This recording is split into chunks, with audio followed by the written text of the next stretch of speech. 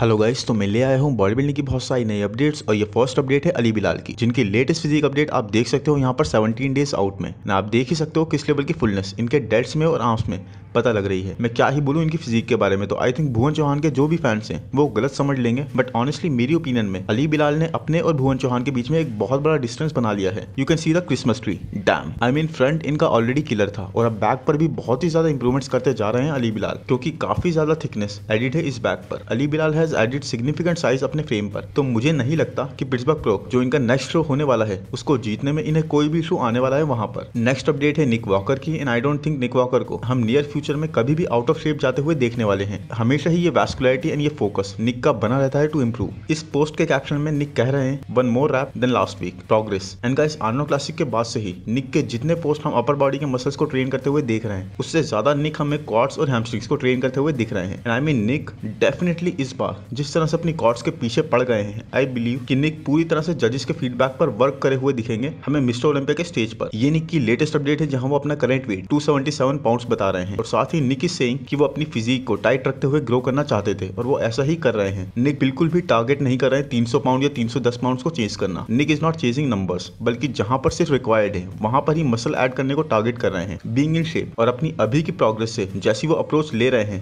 He is happy. And Pittsburgh pro की guest posing में I think निक और direct के बीच में एक जबरदस्त कॉम्पिटिशन हमें देखने को मिल सकता है कंडीशनिंग का, क्योंकि निक की ही तरह ऑफ सीजन में भी डायरेक्ट, अगर आप डायरेक्ट की अपडेट्स देख रहे हो तो ऑफ सीजन में भी डायरेक्ट टोटली नेल कर रहे हैं अपने शेप को। नेक्स्ट अपडेट है एरिन बैंक्स की। एरिन बैंक्स के चैलेंज के बारे में तो आपको पता ही होगा। I think I covered that on this channel, जहां उन्होंने इस साल के यानी 2023 के मिस्टर ओलंपिया से पहले टॉप 10 मेंस फिजिक एथलीट और जितने भी पास्ट आर्नोल्ड क्लासिक और मिस्टर ओलंपिया चैंपियंस हैं सबको एक तरह से चैलेंज कर दिया है for a warm up show. तो उसी के लिए किसी ने ब्रैंडन हेनरिक्सन को भी टैग करा और पूछा you pulling up to Banks call out, जिसके जवाब में ब्रैंडन ने ये रिप्लाई करा कि जब भी उस क्लाउन यानी कि जोकर के पास 3 टाइटल्स हों तब मुझसे आकर इस बारे में बात करना। एंड डैम, बहुत ही ओपन सी राइवलरी चल रही है दोनों के ही बीच में। मुझे नहीं पता कि इस तरह का रेस्पॉन्स सही है या गलत है, बट यस, ब्रैंडन के पास 3 मेंस फिजिक टाइटल्स हैं, एंड ऐसा हमने कई बार देखा है कि आप एक टाइटल तो जीत जाते हो और फिर नेक्स्ट ईयर ही चैंपियन चेंज, और 3 टाइटल्स आर अ लॉट, जैसे कि जेरेमी के 4 टाइटल्स। तो इस साल जेरेमी और ब्रैंडन दोनों ही अपना अपना बेस्ट ट्राई कर रहे हैं to dethrone the current men's physique champion Erin Banks, जो हर किसी के बारे में कमेंट्स और ट्रोलिंग अभी भी करते जा रहे हैं। एंड आई रियली फील कि इवन दो एरिन ने एक ही टाइटल जीता है, फिर भी एरिन को डिथ्रोन करना is going to ask for the absolute best from both. दोनों को ही अपने एब्सोल्यूट बेस्ट शेप में आना होगा, तब there is a chance, otherwise Erin is taking the title home man. I barely see him out of shape, out of condition, absolutely insanely conditioned Erin Banks almost हमेशा ही दिख जाएंगे आपको। So this is the one shot, ये one shot ही है जो Brandon के पास है, क्योंकि if he does not reclaim this title then बहुत ही ज्यादा डिफिकल्ट है एक कमबैक, क्योंकि Erin will be on his way to creating legacy।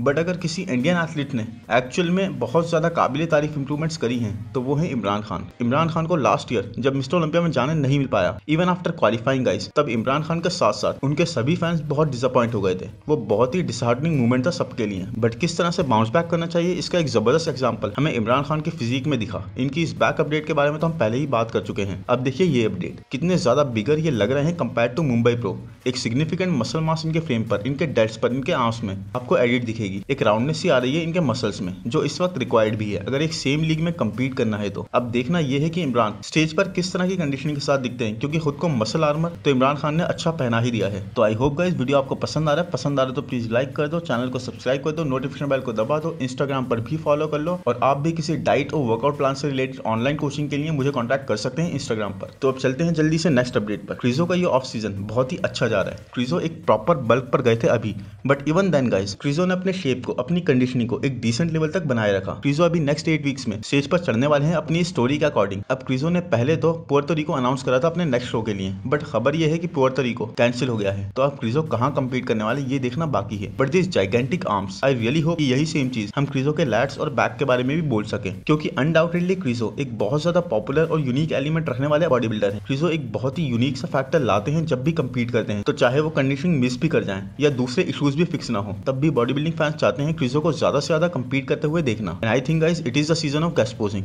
पहले निक वॉकर, फिर सैमसन डॉडा, फिर निक वॉकर ने दोबारा गेस्ट पोजिंग करी, उसके बाद क्रिजो भी हमें सेम ही करते हुए दिखाई दिए। और पिट्सबर्ग प्रो में तो हमें पता ही है कितने बड़े बड़े नाम हमें दिखने वाले हैं गेस्ट पोजिंग करते हुए। और अब 212 डिवीजन के बॉडी बिल्डर्स भी कहां पीछे रहने वाले थे। तो ये है कियोन पियर्सन की गेस्ट पोजिंग जो उन्होंने करी iron world open regional competition में। और जैसे हम उनसे फिजिक अपडेट्स देख रहे थे उससे हमें अंदाजा हो गया था कि how much bigger Keone is going to look. And Keone कभी भी डिसअपॉइंट नहीं करते अपनी इंप्रूवमेंट से। I mean Keone is transforming himself into Derek Lunsford. बहुत ही ज्यादा सिग्निफिकेंट मास अपने फ्रेम पर कियोन ने ऐड कर ली है। और अगर आप ये देखो मिस्टर ओलंपिया की और आपकी पिक, ऐसा लगेगा एक फादर और सन को हम देख रहे हैं। 2022 के मिस्टर ओलंपिया में कियोन 201 पाउंड के आसपास थे, जो उनके 212 डिवीजन के वेट कैप से भी कम था। एंड इस वक्त ऑलमोस्ट 5 मंथ्स के बाद Keone standing at 221 pounds, 20 pounds heavier Keone. And Keone का फ्रेम यहाँ पर भी रुकने को रेडी नहीं है। यहीं पर गाइस कियोन ने डे 2 की भी पोजिंग करी एंड आप देख सकते हो how good of a पोजर he is. 2022 के मिस्टर ओलंपिया में 14 से सीधे 6 प्लेस पर अपनी जगह बनाने के बाद कियोन अब टेक्सास प्रो में कम्पीट करते हुए हमें दिखेंगे, ताकि वो इस साल के मिस्टर ओलंपिया के लिए क्वालिफाई कर जाएं। सी ये कियोन का फ्रंट डबल बाइसेप कैसे डेरेक की तरह ही पूरी तरह से रिफाइंड और एक क्रेजी वी टेपर भी प्रेजेंट कर रहा है। Keone is very very strong. But yes, सभी लोग कियोन के साइज और जो उन्होंने थिकनेस ऐड करी है उसके बारे में बात कर रहे हैं। What no one is talking about, Keone को अभी भी मसल मैच्योरिटी ऐड करनी पड़ेगी। डेरेक की तरह ही वो भी सेपरेशन, वो ग्रीनीनेस कियोन का फ्रेम भी अभी लैक कर रहा है। सो शॉन को चैलेंज करने के लिए तो अभी ये फिजिक काफी नहीं है। बट यस, कियोन डेफिनेटली इस बार टॉप 5 या टॉप 3 के कंटेंडर जरूर होने वाले हैं।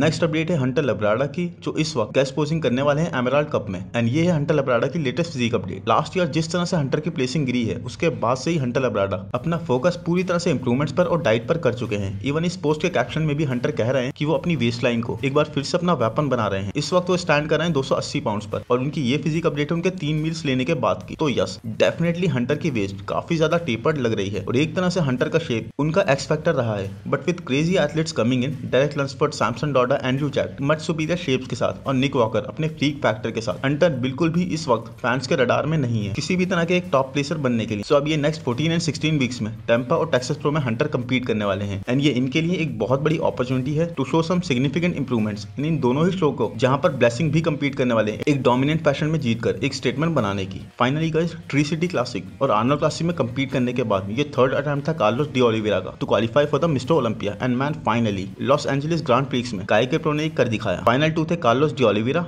एंड जोमांजी, नहीं गाइस जोमांजी नहीं बल्कि जोमान। दोनों की कंडीशन एब्सोल्युटली अमेजिंग थी, दोनों की ही कोर लाजवाब थी। बट बैक शॉट्स में there was a big difference. Kai के प्रो यानी कि कार्लोस डी ओलिवेरा की बैक काफी ज्यादा सुपीरियर थी जोमांजी की बैक के सामने। एंड एक वास्ट मेजॉरिटी ऑफ पीपल जो इस ब्राजीलियन एथलीट के फैन हैं, वो सभी बहुत ज्यादा खुश हो गए होंगे क्योंकि I really love his physique man, so balanced and aesthetic. Still मुझे अभी भी लगता है कि कार्लोस को और साइज ऐड करने की जरूरत है, but I think it is a well deserved victory. And now guys, बात करते हैं मेरे एक one of the favourite mass master की, द टैंक हसन मुस्तफा की। आई मीन यहाँ पर हसन ने सारे ही ऑलमोस्ट मैंडेटरी पोजेस हिट कर लिए हैं और अब तो हसन ट्रेन कर रहे हैं चैड निकल्स के साथ, एक one of the top coach के साथ। तो I think Hassan is very serious now, specially जितना पोटेंशियल और जिस तरह की मसल बैलीज हसन के पास हैं, there is no other name better than the tank for Hassan Mustafa. He looks insane guys, so big arms, so gigantic legs, chest और यहाँ देखो ट्राइसेप्स, नेक्स्ट लेवल राउंडनेस और फुलनेस। आई मीन पोटेंशियल और muscle mass दोनों ही हसन में भरा पड़ा है। बस अगर अपनी कंडीशनिंग को नेल करना हसन सीख गए कॉन्स्टेंटली, तो there is no doubt that Hassan will be the talk of the town. Hassan Mustafa का ये एक स्टार्टिंग पॉइंट है जून में स्टेज पर चढ़ने से पहले, एंड ये स्टार्टिंग पॉइंट बहुत ही ज्यादा इंप्रेसिव है। अब मैं बात करना चाहूंगा मैट ग्रेगो की, जो पहले तो मेंस फिजिक डिवीजन में कंपीट करा करते थे, बट लास्ट ईयर मैट ने डिसाइड करा क्लासिक फिजिक डिवीजन में मूव करने का। And I think it was a perfect decision, क्योंकि look at him man, the flow, the structure, the classic look, Matt कुछ भी लैक नहीं कर रहा है। बहुत ही बैलेंस प्रपोर्शंस एंड हाइट जो कि सबसे ही ज्यादा इंपॉर्टेंट चीज है क्लासिक डिवीजन के लिए टू ब्लूम प्रॉपर्ली, मैट वो भी अच्छी कैरी कर रहे हैं। इस वक्त Matt less than 4 weeks out है न्यूयॉर्क प्रो में क्लासिक डिवीजन में अपने डेब्यू करने से, and he is looking nuts, बहुत ही ज्यादा shredded ahead of the schedule. So Matt एक न्यू क्लासिक डिवीजन के ऐसा एथलीट हैं जिनके डेब्यू पर you should definitely keep an eye guys, क्योंकि एक्चुअल में ये एक अच्छा डैमेज करने का पोटेंशियल रखते हैं। नेक्स्ट अपडेट है गाइस ब्लेसिंग अवोदिबू की, एंड ब्लेसिंग अवोदिबू इस वक्त ऑलमोस्ट 13 वीक्स आउट है शिकागो प्रो से। एंड ब्लेसिंग की रीसेंट अपडेट्स में एक ही चीज बहुत ज्यादा अमेजिंग लग रही है और वो है ब्लेसिंग की बैक। ब्लेसिंग की बैक की विड्थ बहुत ही ज्यादा लग रही है। एंड लास्ट ईयर के मिस्टर ओलंपिया के बाद से ब्लेसिंग जिस तरह से अपने इतने ज्यादा बोलने की वजह से ट्रॉल हुए थे, उससे इट इज वेरी क्लियर कि ब्लेसिंग ने इस साल काफी ज्यादा सीरियस वर्क पुट इन करा है शिकागो प्रो, टेम्पा प्रो और फिर टेक्सास प्रो में। इन तीनों ही शो में ब्लेसिंग कंपीट करने वाले हैं, जिनमें उनका मुकाबला होगा हंटर लब्राडा से। बट टेक्सास प्रो में एंड्रू जैक के सामने ये बहुत ज्यादा फन मूवमेंट होगी देखना कि ब्लेसिंग कहां स्टैंड करते हैं, क्योंकि टेक्सास प्रो है भी बिल्कुल मिस्टर ओलंपिया के पास। एक और कमाल की बात यह है गाइस कि ब्लेसिंग इस वक्त किसी के भी अंडर ट्रेन नहीं कर रहे हैं, बल्कि वो खुद को अपने आप ही कोच कर रहे हैं। तो देखते हैं ये डिसीजन ब्लेसिंग का कितना ज्यादा सही साबित होता है। And I hope guys video आपको पसंद आया होगा। पसंद आया तो प्लीज लाइक कर दो, चैनल को सब्सक्राइब कर दो, नोटिफिकेशन बेल को दबा दो, इंस्टाग्राम पर भी फॉलो कर लो। Thank you, bye bye.